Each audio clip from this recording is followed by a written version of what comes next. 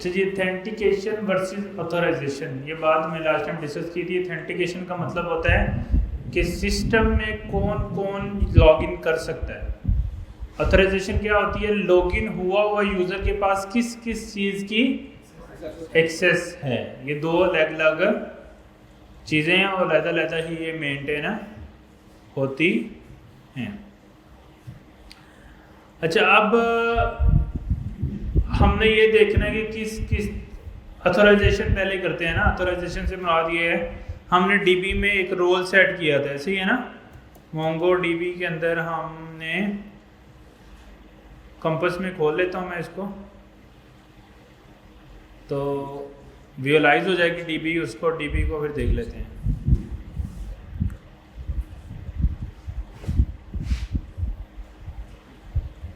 ये हो गई मेरे पास विजुअलाइज और इसमें है मेरे पास टेस्ट डीबी और यूज़र के अंदर हम जाएंगे तो यहाँ पे मेरे पास जो है वो यूज़र आ रहा है जिसमें रोल लिखा हुआ है यूज़र, और रोल आ जाएगा यहाँ पे एडमिन, और बाकी जो रोल अगर मतलब टीचर है, स्टूडेंट है, मल्टीपल रोल एक्चुअली हम डिफाइन कर सकते हैं। अच्छा, अब ऑथराइजेशन मैनेज करने के लिए मल्टीपल तरीके हैं। एक तरीका ये है कि आपने इस चीज़ को भी डायनामिक बनाना है कि किस रोल में, यानी बिल्कुल डायनामिक बनाना है कि यार किस किस फीचर की एक नया यूज़र बनाएं, उसके फीचर भी हम डिसाइड करेंगे यार उसको किस किस फीचर की एक्सेस है और किस किस फीचर की रिक्वेस्ट नहीं है। वर्सेस हम सिर्फ रोल बेस ही रखें, यानी रोल बेस, यानी रोल अगर एडमिन है तो एडमिन को ये चीज़ें नहीं, मतलब हमें पहले से हार्ड कोडेड कर देंगे यार यही है। दूसरा, एक रोल के अंदर भी स्पेसिफिक फीचर, यानी रोल सेम ही है एडमिन, लेकिन एडमिन के अंदर भी ये फीचर की एक्सेस है, ये फीचर की एक्सेस है, ये फीचर की एक्सेस है। दो अलग से तरीके हैं। अभी हम जाएंगे पहले रोल बेस ओनली पे, यानी अगर एडमिन है तो उसको डिफरेंट रोल्स की एक्सेस हो, और अगर यूज़र है तो उसको डिफरेंट चीज़ों की एक्सेस हो। अच्छा, वो हम मैनेज कैसे करेंगे वो देखते हैं। हमारे पास यहाँ पे Node.js का कोड अवेलेबल है, उसी को हम डायरेक्ट खोल लेते हैं।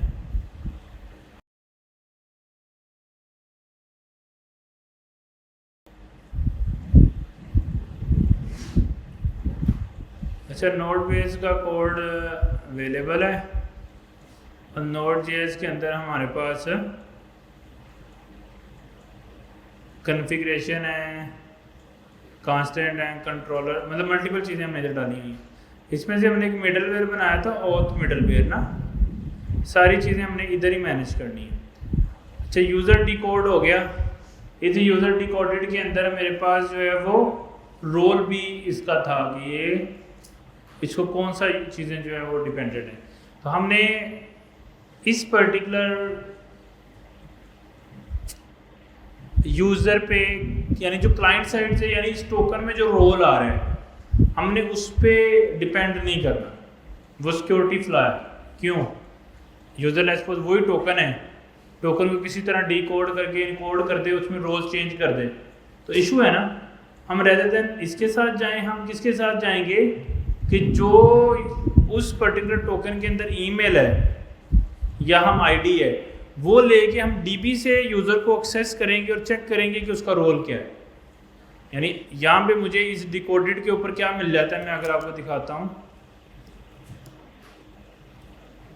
डिकोडेड टोकन, ठीक है। अगर हम इसको रिक्वेस्ट करते हैं और सर्वर को रन कर लेते हैं,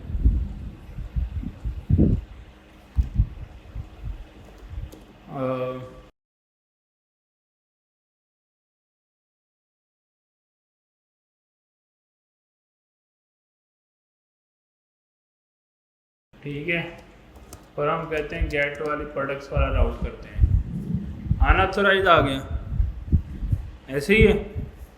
और अगर हम यहाँ पे देखें तो डिकोडेड टोकन के अंदर हमें वो तो ऊपर से फेल हो जाता है ना, डिकोड होते नहीं क्योंकि टोकन अवेलेबल ही नहीं है। अच्छा, अब हम टोकन इसको दे देते हैं लॉगिन करके। ऑथ साइन इन था या लॉगिन था?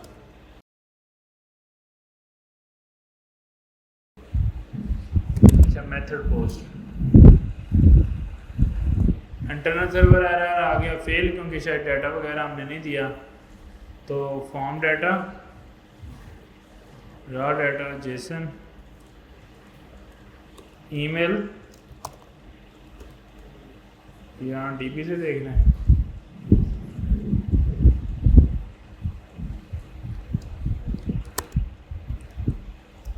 और password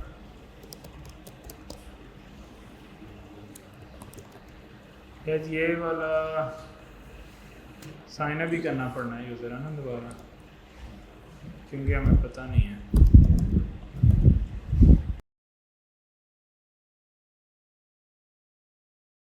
user@gmail.com user@121 full name required है, इज नॉट वैलिड पासवर्ड, ये अंडरस्कोर कर देते हैं इसको और फुल नेम देते हैं।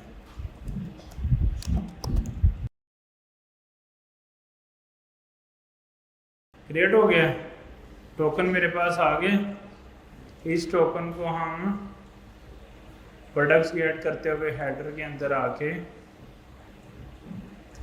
ऑथ में चले जाते हैं, बैरियर टोकन पेस्ट कर दिया, सेंड की रिक्वेस्ट आ गई और यहाँ पे लॉग्स भी आ रहा होगा ना। इस टोकन के अंदर ईमेल आ रही है, फुल नेम आ रहा है और रोल आ रहा है। अच्छा अब हम मोंगोडीबी से हमें पता है फाइंड बाय वन वाला फंक्शन है ना, वो एक ही रिकॉर्ड फाइंड करता है, उसको ईमेल की बेस पे भी फाइंड कर सकते हैं। टेक्निकली तो रोल इधर आ रहा है लेकिन मैं इस पे डिपेंड नहीं करना चाह रहा इस रोल पे। वो क्यों? वही क्लाइंट साइड से आ रहा है ना टोकन, यूज़र गलत रोल भेज दे मुझे एडमिन, तो हमें इधर से शॉर्टी नहीं लेनी यूज़र का रोल क्या है, हमें कहाँ से शॉर्टी लेनी है, यूज़र का डीबी में रोल क्या है ये हमने शॉर्टी लेनी है। तो डीबी के रोल के लिए डीबी में रिक्वेस्ट करनी पड़ेगी रोल लेने के लिए। अब रिक्वेस्ट बाय ईमेल भी हो सकती है या रिक्वेस्ट बाय डॉक्यूमेंट आईडी भी हो सकती है। अगर डॉक्यूमेंट आईडी करनी है तो फिर लॉगिन के ऊपर या साइन अप के ऊपर हमें क्या करना पड़ेगा, ऑथ कंट्रोलर में हमें डॉक्यूमेंट आईडी भी भेजनी पड़ेगी। जैसे रिक्वायर्ड यूज़र फील्ड के अंदर यहाँ हमें आईडी user._id ये भी भेजनी चाहिए, इसको अंडरस्कोर आईडी भेज देते हैं क्योंकि वो स्टैंडर्ड वही चलता है। तो ये सेम आईडी अगर जाएगी फिर ही जो है ना वो उसके अंदर आईडी भी हमारे पास आएगी, ऐसे ही है। अच्छा अब इसको दोबारा या नोड मोड से चला लेते हैं और अब हम दोबारा करते हैं लॉगिन। साइन अप किया था उसी ईमेल से कर लेते हैं।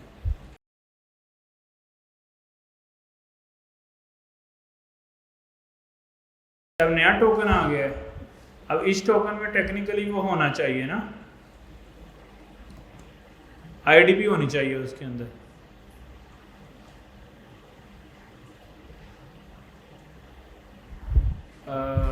वो इसलिए कि रिस्पॉन्स में तो हमने डाल दी है, यही था आईडी डाली तो है।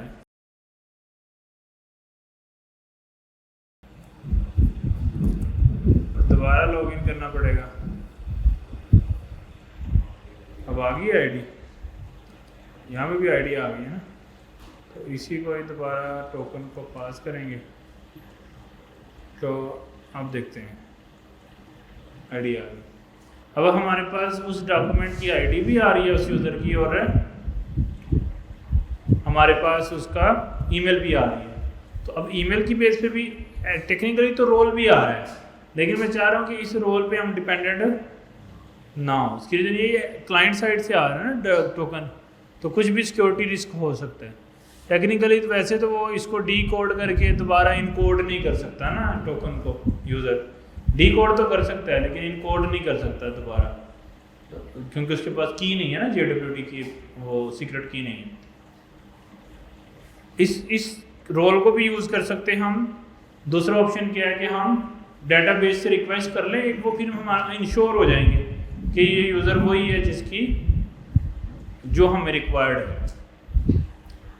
इवन उसके ऊपर फिर हम वो चेक भी लगा देंगे एक्टिव वाला, स्टेटस वाला ना, अगर हमने वो OTP लगाना है, अगर एक्टिव नहीं है तो वो लॉगिन ही ना कर सके ना, तो वो वाला चेक भी हम लगा सकते हैं इसके ऊपर। अगर वो लोग OTP नहीं है उसमें तो वो रिक्वेस्ट जो है वो बोल दें कि तुम्हारा यूज़र एक्टिवेटेड यूज़र है नहीं। तो हम आज मिडलवेयर में आते हैं। यहाँ पे डी कोड करने के बाद हम DB में चलाएंगे।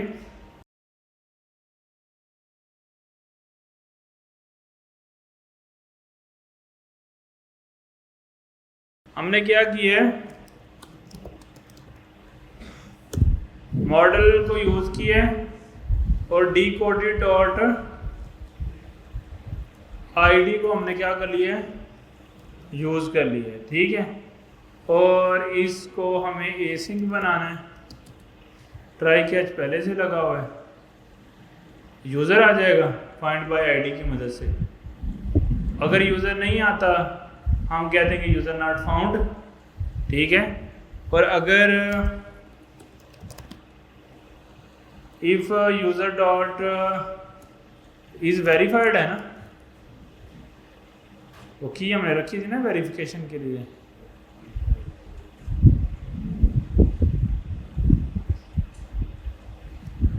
Is verified. अगर ये इज़ वेरीफाइड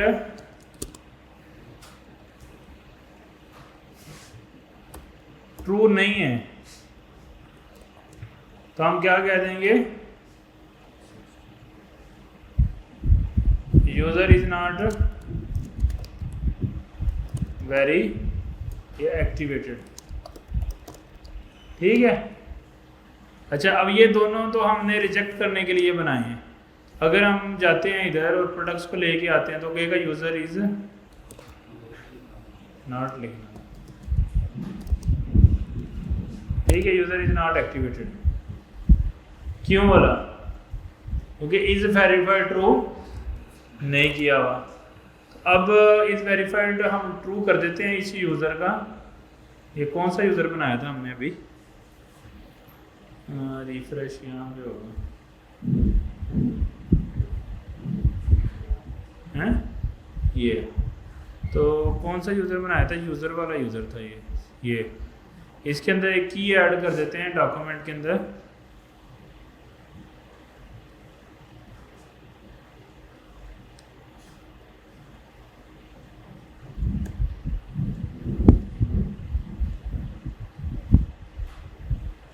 की बना लेते हैं इज़ वेरीफाइड और उसकी वैल्यू रख लेते हैं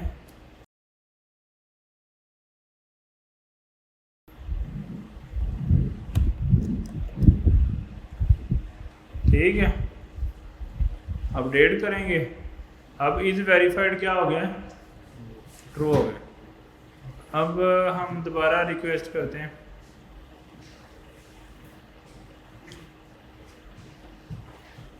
होने जाना चाहिए, ये रखा है ना हमने नाम इज़ वेरीफाइड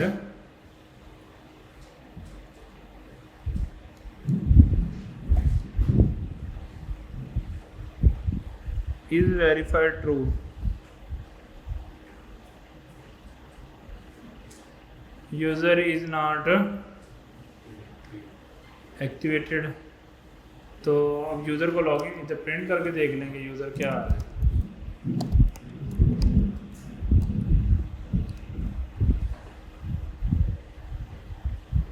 ये चलना चाहिए मेरे ख्याल से।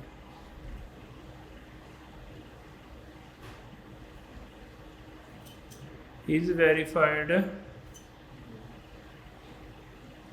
ट्रू आ रहा है।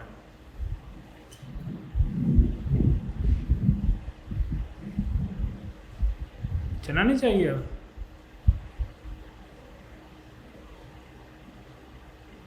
हम चेक कर रहे हैं इज़ वेरीफाइड, अगर ट्रू नहीं है फॉल्स है तो फिर ये चले ना, लेकिन अभी तो ये ट्रू है, ये वाली कंडीशन पास नहीं होनी चाहिए, ये वो इसी के अंदर लाई कर रहा है।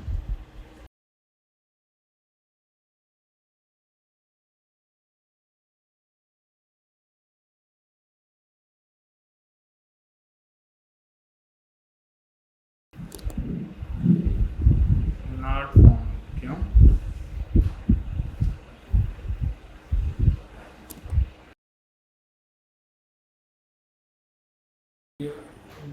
फाउंड डिकोडेड से तो आया है, पहले आ रहा था यूजर फाउंड ना।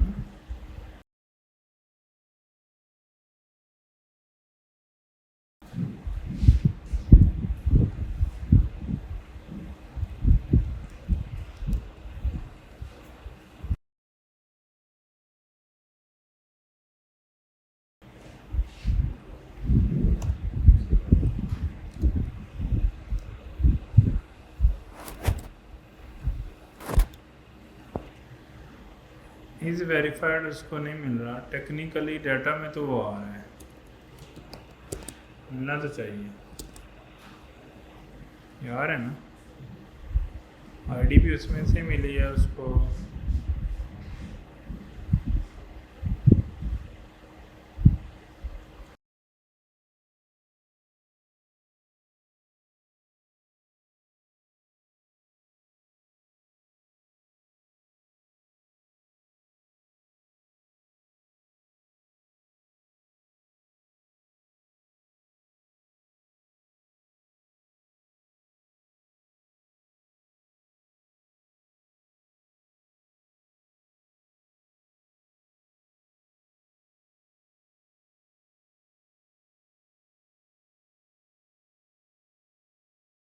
अच्छा अभी चलेगा ये तो। अब हम दोबारा रिक्वेस्ट डालते हैं, चल गया, अब ट्रू आ रहा है ना। उस स्कीमा में डालना लाजमी था, वो हम मिस कर रहे थे, तो एक नई की डाली थी ना, वो स्कीमा में होना लाजमी है, अदरवाइज वो उसको इग्नोर कर देते हैं मॉडल। तो इज़ वेरीफाइड अगर ट्रू नहीं है तो ये आ जाएगा, अगर ट्रू है तो वो आ जाएगा। तो अभी ये वाला जो कंडीशन हम ऐसे लगा रहे थे, ये भी वैसे लगाने की ज़रूरत नहीं है, उल्टा भी कर सकते हैं इसे, ये नहीं है तो एरर आ जाए, अदरवाइज चल जाए। अच्छा वेरीफाइड की कंडीशन भी लग गई, अगर अकाउंट एक्टिव नहीं होगा तो वो चलेगा ही नहीं, यानी ईमेल से वेरीफाई नहीं है तो वो वर्क ही नहीं करेगा, उसका चेक लगा दिया हमने। और अगर यूज़र डीबी में से नहीं मिलता और टोकन है लेकिन यूज़र ही हमने डिलीट कर दिया है, वो फिर भी एक्सेस नहीं कर पाएगा, क्योंकि डीबी की एक्सेस हमने डीबी से वेरीफाई कर रहे हैं उसको। एक और अब इसमें चीज़ डालनी है हमने कि उसका अब यूज़र हमें मिल रहा है तो उसका रोल भी टेक्निकली मिल रहा है ना, कि उसका रोल क्या है। तो उसका जो भी रोल है वो हम यहाँ पे डाल देंगे। अब अगर उसका रोल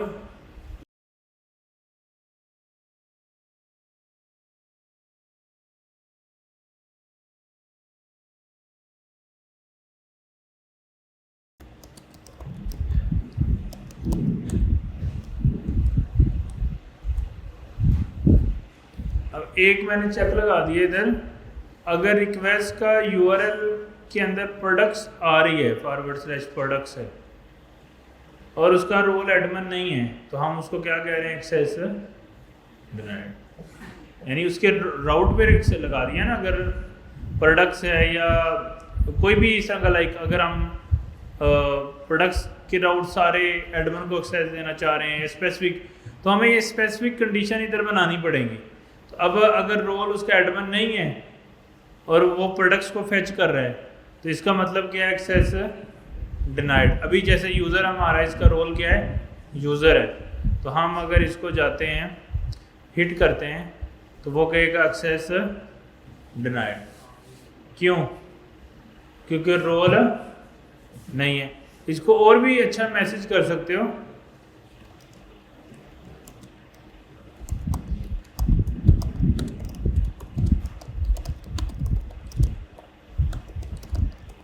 और क्लियर अगर मैसेज करना है अब इसका रोल कर देते हैं एडमन। क्या कर देते हैं, हमने इधर एडमन का चेक लगाया है ना, तो इस यूज़र को हम क्या कर देते हैं, डीबी से एडमन बना देते हैं। रोल यूज़र से क्या कर देते हैं, एडमन। रोल यूज़र से रोल कर दिया एडमन, और अब हम दोबारा रिक्वेस्ट करते हैं तो प्रोडक्ट आ रही है। क्यों आ रही है, क्योंकि ये यूज़र अब क्या बन गया है, एडमन बन गया।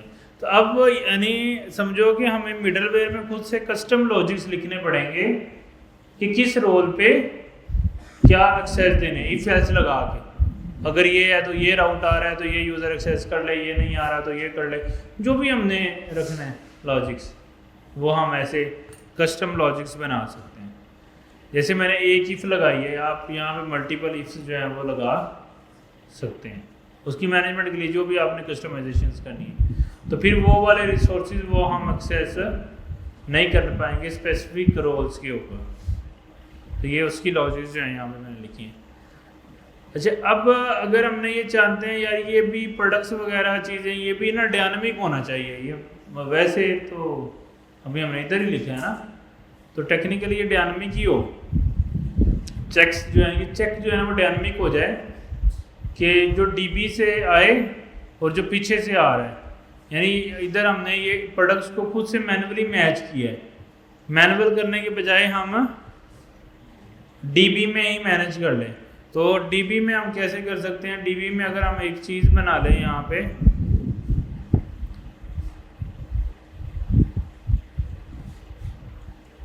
और उसकी टाइप रख लें हम अरे। अच्छा, उसमें क्या होगा, अरे में हम ये रख लें, उसका नाम क्या रख सकते हैं, एक्सेस लिस्ट आ गई। उसमें हम उसको एक्सेस देते हैं, यानी प्रोडक्ट्स के फीचर्स की। अब इसमें रीड राइट डिलीट की एक्सेस भी सेपरेटली मैनेज कर सकते हैं ना। अच्छा, उसके अलावा इसको हम एक्सेस दे दें प्रोडक्ट्स की, और इसको हम एक्सेस दे दें यूज़र्स की। ऐसे अब हमने दो एक्सेस के अंदर, एक्सेस लिस्ट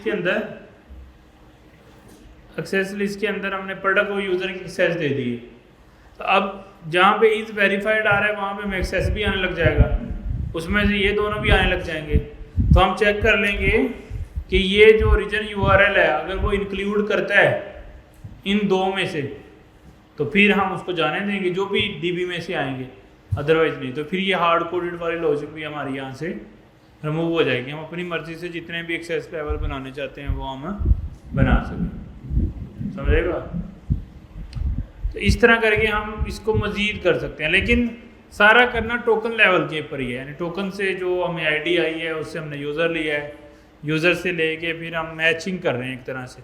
अगर ये रोल है तो ऐसे हो जाए, ये रोल है तो ऐसे हो जाए, ये रोल है तो ऐसे।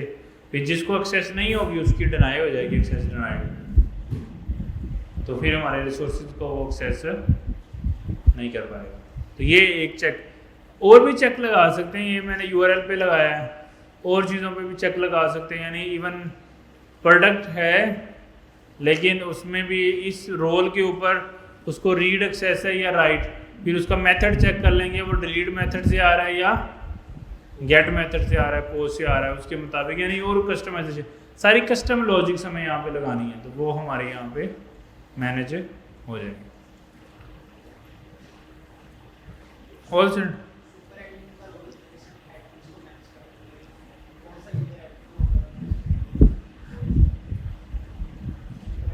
उसका भी रोल ही होगा सुपर एडमन, और उसके भी सेपरेट चेक्स ही बनेंगे।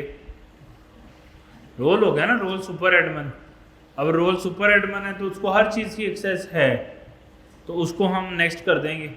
ये सुपर एडमन फिर कोई भी चेक नहीं करेंगे। लाइक अगर आप यहाँ पे वेरीफाई वगैरह चेक कर लेते हो, इसके बाद आप चेक कर लो कि इफ़ जो है ना वो यूज़र डॉट रोल जो है वो सुपर एडमन है, तो उसमें नेक्स्ट कर दो बस सीधा। अब नेक्स्ट चला दिया, रिटर्न कर दिया, तो मतलब क्या, मिडलवेयर तो ख़त्म हो गया। अब उसके नीचे के ये सारे चेक्स चेक नहीं होंगे। तो सुपर एडमिन है तो उसको तो हर चीज़ की एक्सेस है, तो उसको स्पेसिफिक राउट्स की चेक करने की ज़रूरत हमें नहीं पड़ेगी। तो role super admin, return next, next भेज दिया ना। अभी सुपर एडमिन है तो अब तो उसको किसी भी चीज़ की चेक करने की ज़रूरत नहीं, तो हर चीज़ की एक्सेस है इसको, रोल ही है ना मान लिए तो ऐसा। आल ओके, इसमें कोई कन्फ्यूजन हो किसी को किसी किस्म की कि ऑथोराइजेशन कैसे करते हैं? ऑथेंटिकेशन भी कर ली और ऑथोराइजेशन भी कर ली। स्पेसिफिक रोल के यूज़र को स्पेसिफिक लेवल की एक्सेस कैसे देते हैं, ठीक हो गया। अब प्रोडक्ट के राउट को अगर तो सुपर एडमिन है फिर तो एक्सेस कर ही सकेगा, अगर एडमिन है फिर ही वो प्रोडक्ट को कर पाएगा, अगर वो सिर्फ यूज़र है तो फिर वो प्रोडक्ट को नहीं कर पाएगा, क्योंकि वो एडमिन भी नहीं है और वो सुपर एडमिन भी नहीं है। तो इसका मतलब वो क्या है, वो यूज़र है, तो यूज़र को तो एक्सेस, उसकी तो कोई लॉजिक हमने इधर लिखी नहीं है, तो वो एक्सेस नहीं कर पाएगा। उसको फिर ये मैसेज आएगा, access for normal user, access from admin account, ठीक हो गया। तो सारा हमने टोकन लेवल पे प्ले कर लिया सारा कुछ। अब नेक्स्ट मिडलवेयर के तौर पे हम इसको चला रहे हैं ना। अब नेक्स्ट हमारा क्या काम है,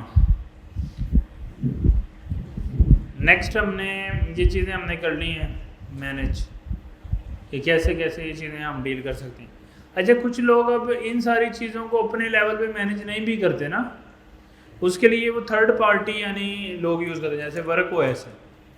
अब ये सारा इनका जो आइडिया है वो रोल्स को मैनेज करने पे ही है, कि रोल्स कैसे मैनेज होती हैं, परमिशंस कैसे मैनेज करनी है, किसको कितने फीचर्स की, यानी इन्होंने पूरा डैशबोर्ड बनाया हुआ है और उस डैशबोर्ड के अंदर आप डिफ़ाइन कर सकते हो सारी परमिशन चीज़ें, ये वो सारी, फिर लॉगिन भी गूगल और ईमेल पासवर्ड, सारी ऑथेंटिकेशन, यानी जिस तरह फायरबेस की हमने ऑथेंटिकेशन लगाए थे ना ईमेल पासवर्ड, ये अपनी ऑथ किट देते हैं, ये बहुत सारे फीचर देते हैं ऑथेंटिकेशन के। तो लोग कहते हैं कि यार अपना इतना सारा क्यों बिल्ड करना है, तो इन्हीं को यूज़ कर लो, ये परमिशंस भी दे रहे हैं वर्क ओएस के अंदर, वो सारी चीज़ें यानी मिल जाती हैं। रोल्स एंड परमिशंस मैनेज करने का ये पूरा यानी फीचर प्रोवाइड कर रहे हैं। ऐसे कि बिलिंग फीचर है, उसको व्यू की एक्सेस है, एडिट की एक्सेस है, इनका डैशबोर्ड है, वहाँ से वो अपने सारे फीचर की मैनेज कर लो, फिर जौन सा यूज़र लॉगिन है उसको जितनी एक्सेस है वो आपको टोकन में मिल जाएगी, उसकी बेस पे आप रिसोर्सेज मैनेज करते रहो। तो थर्ड पार्टी भी यूज़ कर सकते हैं, लेकिन ठीक है हमने खुद से ऐसे यूज़ कर लिया, अपने एंड पे चीज़ों को मैनेज कर लिया। अच्छा, अब एक और फीचर भी छोटा सा आप सीख ही लें, वो भी कि अगर हमें पेजिनेशन लगानी है, यानी डाटा बहुत ज़्यादा है, तो 1 लाख डाटा है या 1 मिलियन डाटा है, तो 1 मिलियन डाटा तो फैच होते होते क्या हो जाएगा, टाइम लगेगा। तो उसका हल क्या होगा, फिर पेजिनेशन लगानी है तो Node.js में पेजिनेशन क्या, यानी हर पेजिनेशन नॉर्मली गेट के राउट्स में ही चाहिए होगी ना, डिलीट में चाहिए होगी, वो एक ही यूज़र है, पुट में, पोस्ट में, गेट में चाहिए होगी। अब पेजिनेशन भी खुद से भी बना सकते हैं सारी लॉजिक, और हम बनी बनाई भी यूज़ कर सकते हैं। तो हमारे पास है Node.js पेजिनेशन लाइब्रेरी है, उसका नाम है पेजिनेशन v2। ये काफ़ी फेमस है और काफ़ी लोग इसको यूज़ करते हैं, इसके डाउनलोड भी अच्छे हैं ना। तो इसको हम ये डाउनलोड यूज़ करेंगे। इसमें करना क्या है कि आपने जिसके साथ पेजिनेशन लगानी है, ये प्लगइन ऐड होगा मोंगोज पेजिनेट का, तो ये आपने लगाना है, तो फिर माई मॉडल बन जाएगा और माई मॉडल डॉट पेजिनेट, आगे चीज़ें सारी सेम है। तो ये हम लगा लेते हैं, तो हम इसको इंस्टॉल करते हैं, प्रोडक्ट्स वाले में लगा लेते हैं, प्रोडक्ट्स की फैचिंग में ना जो पेजिनेट हो गया है ये हो जाएगा। अब इसका कोड क्या है भला, मोंगोज के यहाँ पे आपने इसको स्कीमा में इंपोर्ट करना है, तो हमने स्कीमा उसका क्या बनाया था, प्रोडक्ट्स स्कीमा ही होना चाहिए ना, मॉडल। इसके साथ इसको इंपोर्ट किया और अपना जो भी स्कीमा लिखा, ये जो भी आपका स्कीमा है उसके साथ आपने एंड पे आके ये लगा दिया product schema dot plugin mongoose paginate. उसके बाद क्या किया हमने, बाकी सारा कुछ सेम है, मॉडल वगैरह चीज़ें। अब पेजिनेट की प्लगइन लगा लेंगे तो डॉट पेजिनेट का आपको मिल जाएगा ऑप्शन, और उसमें आप फिर सारी चीज़ें जो हैं वो डाल सकते हैं, यानी ऑप्शंस के अंदर ये चीज़ें दे सकते हैं कि कितनी चीज़ें होंगी, ये वो सारी ऑप्शंस वगैरह आप फ़िल्टर के बाकी ऑप्शन सारे हम दे सकते हैं। तो इसको हम सारे यूज़ कर लेते हैं।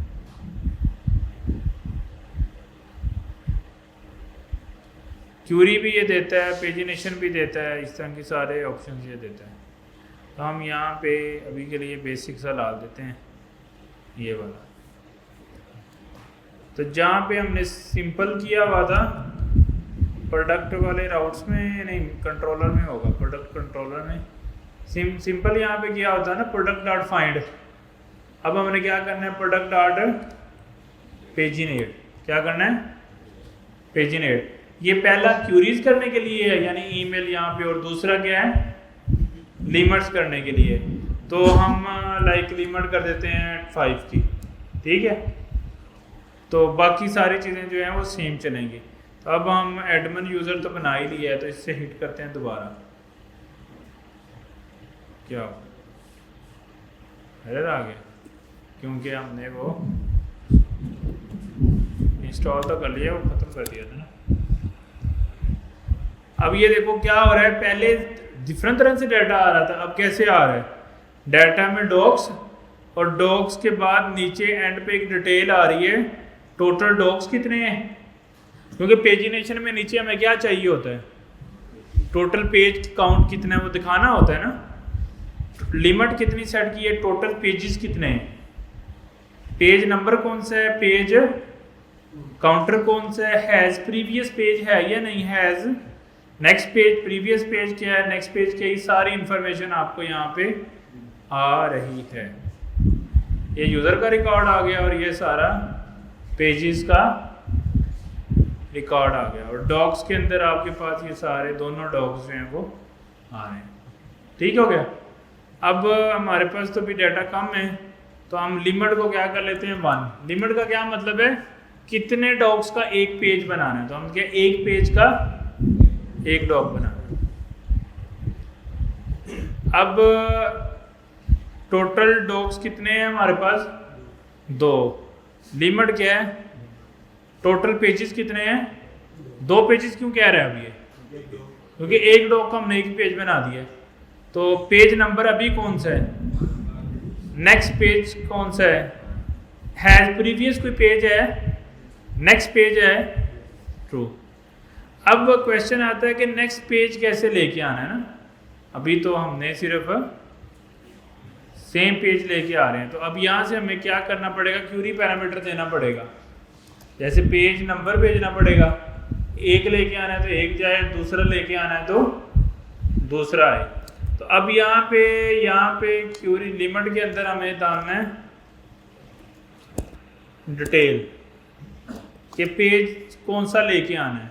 अगर मैं 2 खोलूँगा तो फिर 2 वाला ही आएगा। तो टोटल डॉक्स में पेज नंबर 2 है, प्रीवियस पेज है। अब वैसे तो मैंने ये हार्ड कोड कर दिया, लेकिन ये हमें कहाँ से मिलेगा, क्यूरी से। तो क्यूरी से कैसे लेते हैं पेज नंबर अगर लेना हो, ये page request dot Curie dot page, ठीक है। जो भी पेज आएगा वहां से वो आ जाएगा। अगर लिमिट भी सेट करनी है तो रिक्वेस्ट डॉट लिमिट भी कर सकते हैं। तो अभी मैंने पेज किया है ना, तो अभी पेज यहाँ से 1 आ गया, तो पेज नंबर 1 आ रहा है। पेज नंबर ये 2 भेजेंगे तो पेज नंबर 2 आ जाएगा। अब सम टाइम होता है ना, वो 5-5 के होते हैं, फिर आ रहा उधर ड्रॉप डाउन में 5 के करने हैं, 50 के करने हैं वो। तो इसका मतलब लिमिट भी फिर अगर मैं 5 से 50 करूँगा तो पेजेस क्या हो जाएंगे, कम हो जाएंगे ना। तो उसके लिए फिर हमें लिमिट को भी क्या कर देना चाहिए, request dot Curie dot limit. Client side से लिमिट ले लें कितने पेजेस को रेंडर करना है। तो यहाँ पे हम क्यूरी के साथ क्या पास कर देंगे, और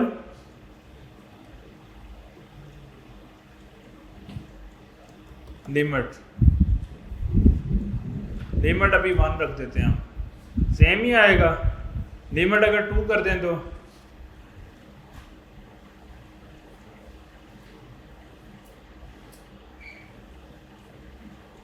लिमिट हो गया 2, टोटल पेजेस हैं 1, डॉग्स क्यों नहीं आए? हाँ,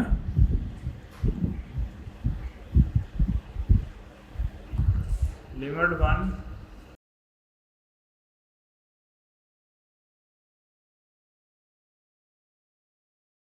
पहला पैरामीटर तो वो डॉग्स वाला है ना, मैचिंग करने के लिए ईमेल से मैच, वो जो भी हमने वो क्यों लगाए थे वो उसके लिए, दूसरा ऑप्शंस के लिए। लेकिन लिमिट वाला क्या रोल है इसमें? लिमिट का ऑप्शन है, इसमें लीन है, ऑफसेट है, लिमिट 10 दे रहा है, सिलेक्टेड है। अच्छा, इसमें सिलेक्टेड का ऑप्शन भी है, अगर आप स्पेसिफिक कॉलम सेलेक्ट करना चाह रहे हैं, मतलब एक टेबल में 10 कॉलम है, आप चाह रहे हैं सिर्फ टाइटल आए और वो चीज़ें आए, तो आप सिलेक्ट भी कर सकते हो।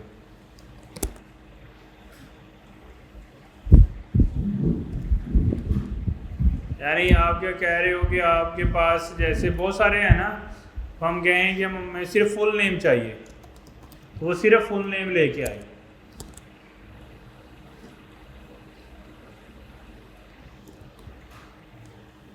सिर्फ देखो क्या लेके आ रहा है, अभी आईडी लेके आ रहा है, अरे फुल नेम तो उसमें है ही नहीं। प्रोडक्ट्स में, प्रोडक्ट में क्या क्या है? टाइटल है, तो मैं कहता हूँ सिर्फ टाइटल लेके आए।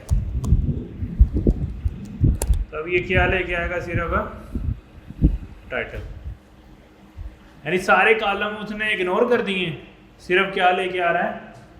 टाइटल। तो वो सिलेक्ट के ऑप्शन भी है, सिलेक्ट से जो कॉलम लेके आने हैं वो, लिमिट से कितनी लिमिट करनी है पेजेस की, और पेज नंबर से पेज लेके आने हैं। आईडी तो वो हर डॉक्यूमेंट की यूनिक आइडेंटिफिकेशन के लिए वो आनी है।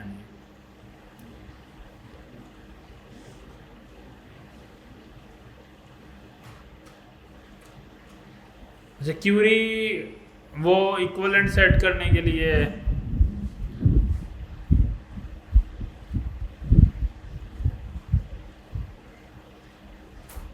ये चीज़ें देता है। टोटल पेजेस कितने हैं, ऑफसेट कितना है, previous page, paging counter, Meta data, total dogs, limit है, प्रीवियस डॉग्स, ये सारी चीज़ें जो है ना वो हमारे पास इंफॉर्मेशन के तौर पे आती हैं। All set. तो अगर आप पेजिनेशन का समझ आ गया ना, अगर पेजिनेशन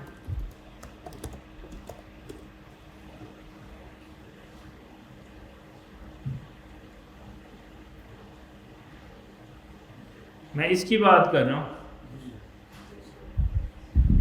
ये जो है 1 2 3 4 ऐसे, यानी ये कितने पेजेस होंगे हमें कैसे पता लगेगा? वो टोटल पेजेस बता रहा है, हर पेज पे कितने कितने आइटम है वो भी पता लग रहा है। फिर ये लिमिट इंक्रीज करनी है, वो भी हमारे पास ऑप्शन है। ये रिजल्ट दिखाने हैं, ये वाली, ये भी हमारे पास इंफॉर्मेशन आ रही है। तो बस सारी इंफॉर्मेशन आ रही है, वो रेंडर ही करनी है रेट के साथ। क्या है, और कर लेंगे ना। तो अगर बड़ा वो है तो आपने याद रखना है हमने क्या किया, मोंगोज पेजिनेटर V2 यूज़ किया। अच्छा, उसके बाद हम क्या डिस्कस करने लगे थे? सॉकेट। अगर आपने रियल टाइम कनेक्शन बनाना है,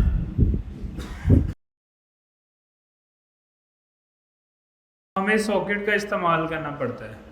सॉकेट डाटा एक लाइब्रेरी है, क्या करती है? ये रियल टाइम कनेक्शन बनाती है। क्या करती है? Real time. अभी यानी हम क्या कर रहे हैं, रिक्वेस्ट जा रही है, रिस्पॉन्स आ रहा है, रिक्वेस्ट जा रही है, लेकिन चैट जैसी एप्लीकेशन में ये रिक्वेस्ट रिस्पॉन्स में डिले बहुत आता है, उसमें फिर चैट वाली फीलिंग नहीं आती कि क्विक मैसेज आ रहे हैं, वो ये स्लो है, समझ रहे हो।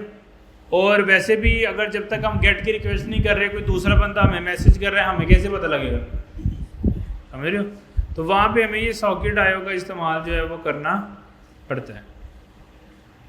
अच्छा, सॉकेट आयो में क्या करना पड़ता है कि आप एक दफ़ा कनेक्शन बना लेते हो, जैसे ये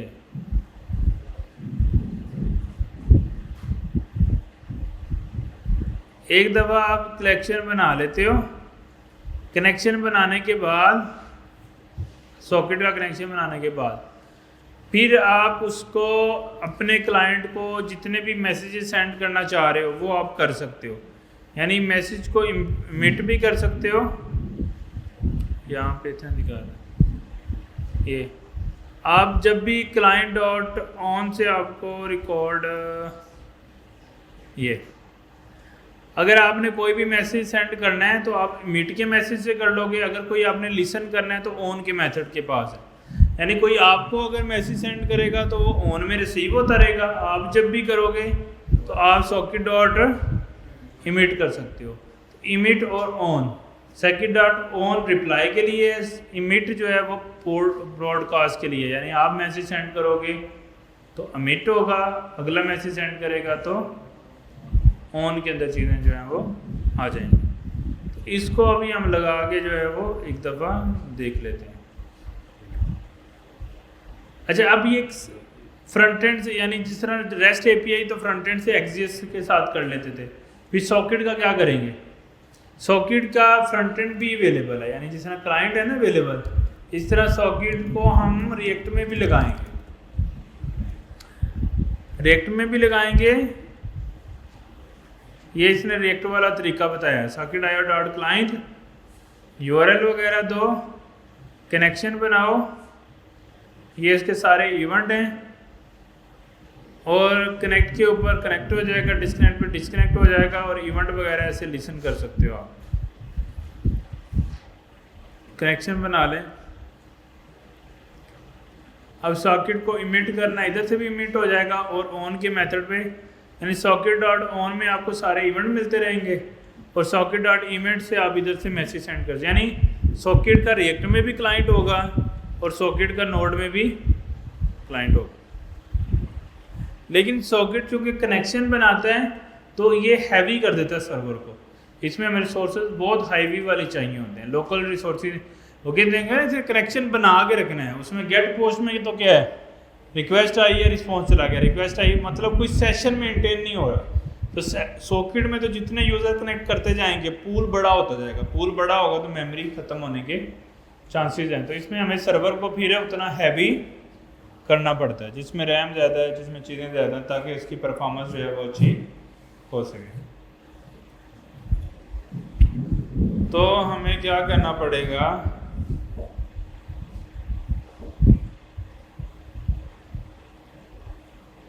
यहाँ पे आके हमने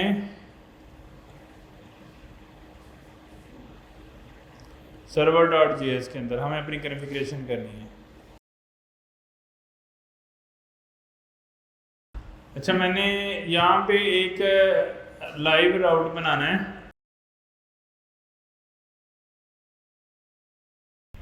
अच्छा जी, हमने क्या किया, अगर मैं दिखाऊँ आपको, हमने सबसे पहले सॉकेट आयो में से सर्वर जो है वो ले लिया, ठीक है, सर्वर का वेरिएबल ले लिया, क्योंकि सर्वर बना रहे हैं ना, और उसके अंदर हमने HTTP का सर्वर भी, HTTP यानी सर्वर बनाने के लिए हमने गेन कर लिया है। अब आयो के अंदर जाके न्यू सर्वर हमने क्रिएट कर लिया आयो में। अब आयो में डॉट ऑन के ऊपर वो कनेक्शन लिसन करता रहेगा, सही है, यानी डॉट ऑन में कनेक्शन वो लिसन करता रहेगा, और HTTP कनेक्शन वो यानी जैसे वो लिसन करेगा वो इधर आ जाएगा, ऑन में वो इसको लिसन करता रहेगा। और हम फिर इमिट के अंदर सॉकेट डॉट इमिट के साथ हम कभी भी चाहें तो हम आयो डॉट इमिट यूज़ करेंगे, तो उसमें हम कोई भी मैसेज सेंड कर सकते हैं। जैसे यहाँ पे हम करते हैं आयो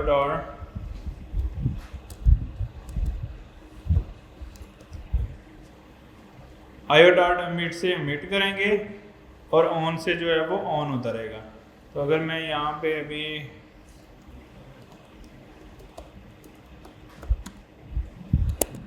इधर से लाइब्रेरी हम देख रहे थे ना,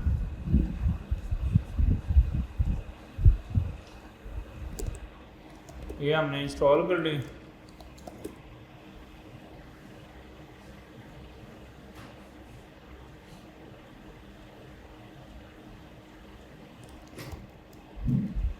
ठीक है, ये हमारा हो गया इंस्टॉल। फिर अब दोबारा से नोड मोड चला देते हैं। अच्छा जी, सर्वर हमारा लिसन कर रहा है 5000 पोर्ट पे, और ये हमारा पोर्ट नंबर हमने यहाँ से दिया हुआ है,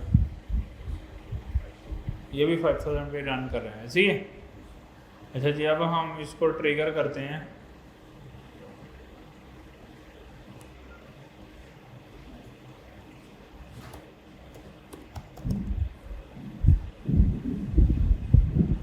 socket IO live route is activated, और यहाँ से राउट एक्सेस जो है वो हो रहा है। इसका मतलब है कि सारी चीज़ें जो है हमारी ठीक से जो है वो। अब हमने अपने क्लाइंट के ऊपर इसको लिसन करना है, तो अब लिसन करने के लिए या तो रिएक्ट का हमें वो बनाना पड़ेगा क्लाइंट इसका, दूसरा हमें इसके अंदर भी एक्सेस मिलती है कि आप अपनी API को लिसन कर सकते हो, वो मुझे देखनी पड़ेगी यहाँ पे 1 सेकंड के लिए। प्लस तो हमें बनाना है सॉकेट ऑप्शन।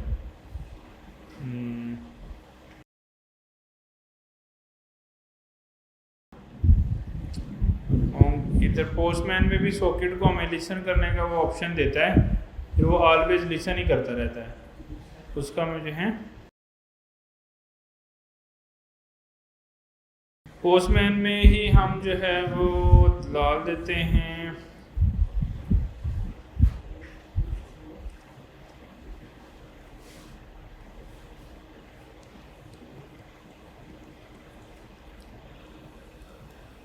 न्यू के ऊपर इंटर योर। अच्छा, URL के अंदर सॉकेट से कनेक्शन बनाने के लिए WS लिखना पड़ता है। हमारी पोर्ट नंबर है 5000 और हमारा URL है लाइव।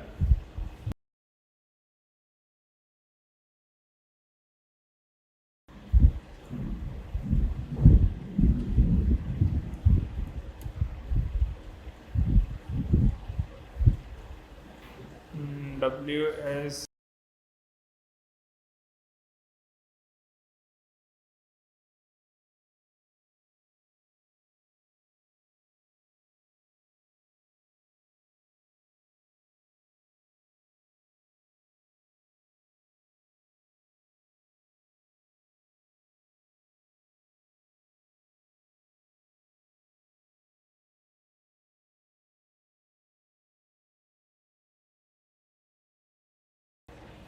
ये कोई क्रोम की एक्सटेंशन है, इसको यूज़ करके देखते हैं।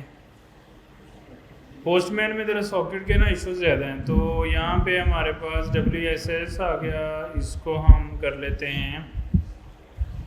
ये हमारे पास तो वो नहीं है, लोकल हाउस वाले से कनेक्ट कर देगा ये, मुश्किल है।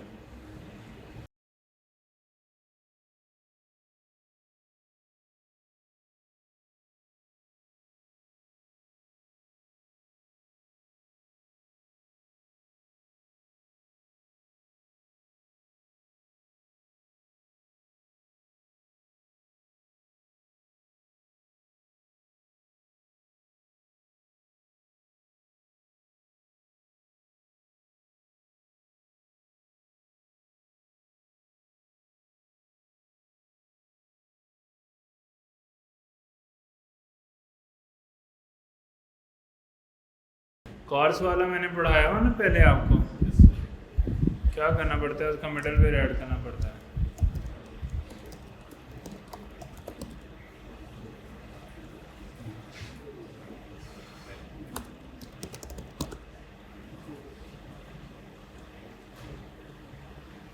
इसको इंस्टॉल कर लेते हैं।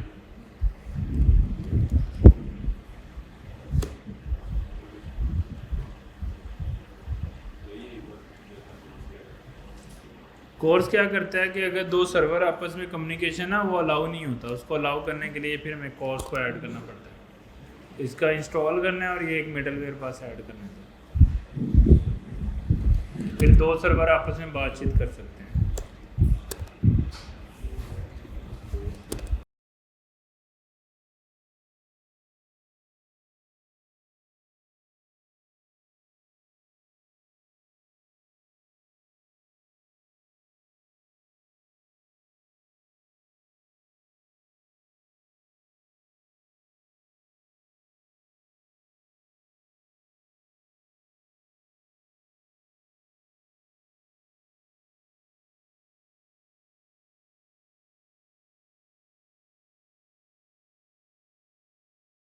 अच्छा, ये अब हमारे पास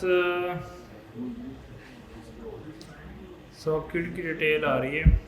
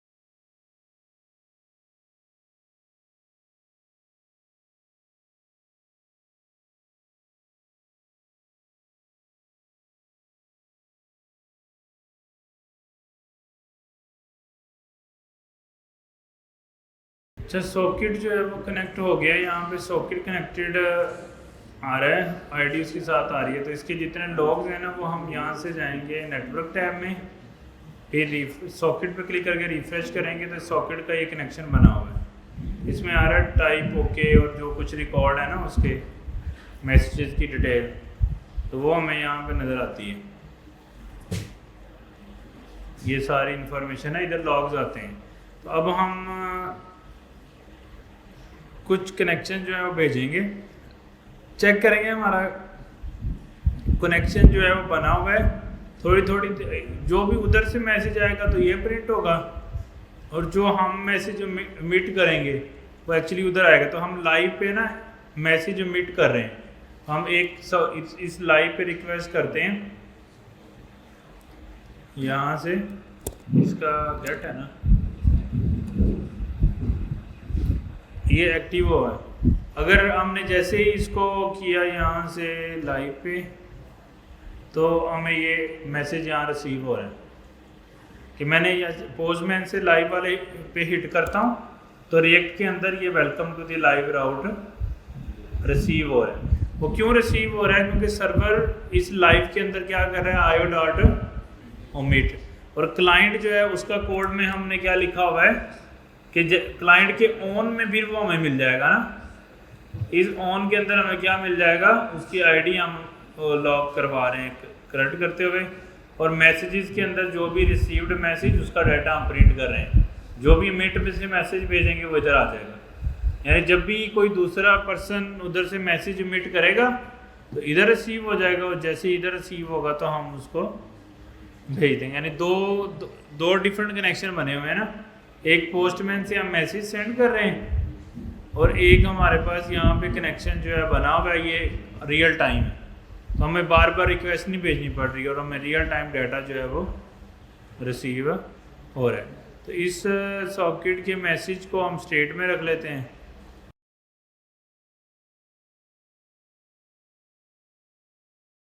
और इसको हम यहाँ पे नीचे जहाँ पे भी आपने यूज़ करना है डाटा को, वहाँ पे हम प्रिंट कर देंगे।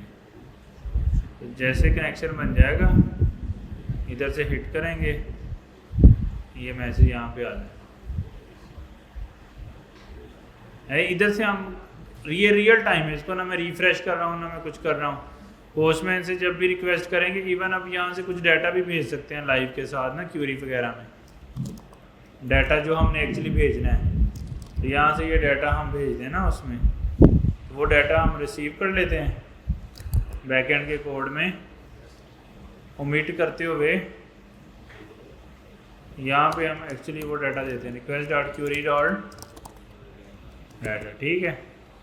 ये आपने हिट किया, ये आ गया डेटा। अब यहाँ पे उसको मैं नहीं छेड़ रहा ना, तो इधर से मैं करता हूँ हेलो,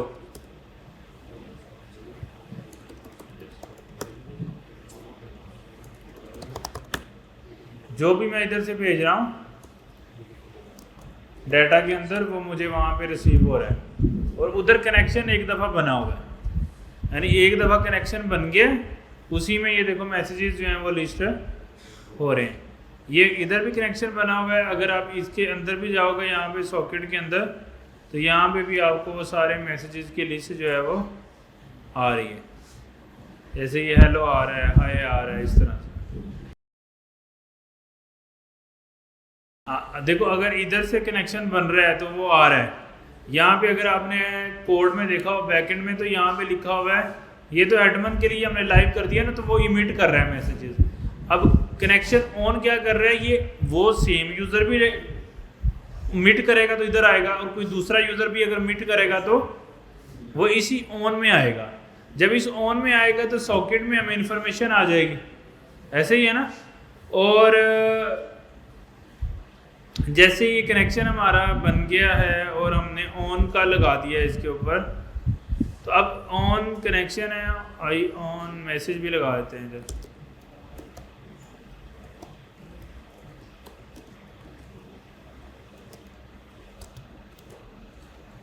ये आ गया मैसेज रिसीव का ना।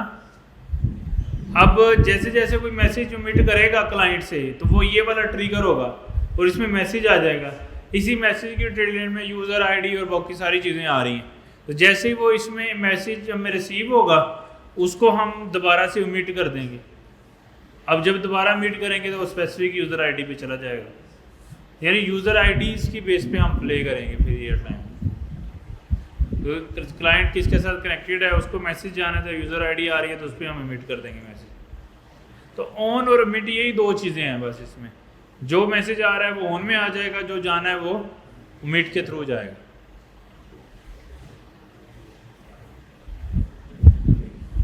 हाल ओके। अभी के लिए सिंपल इम्प्लीमेंटेशन में हमने ये कर दिया है कि हमने एक लाइव का राउट यानी एडमिन के लिए बना दिए, वो मैसेज सेंड कर रहा है और वो उधर रिसीव हो रहे हैं। अब अगर क्लाइंट मैसेज सेंड करेगा तो वो सर्वर पे कैसे रिसीव होंगे, इस ऑन के अंदर।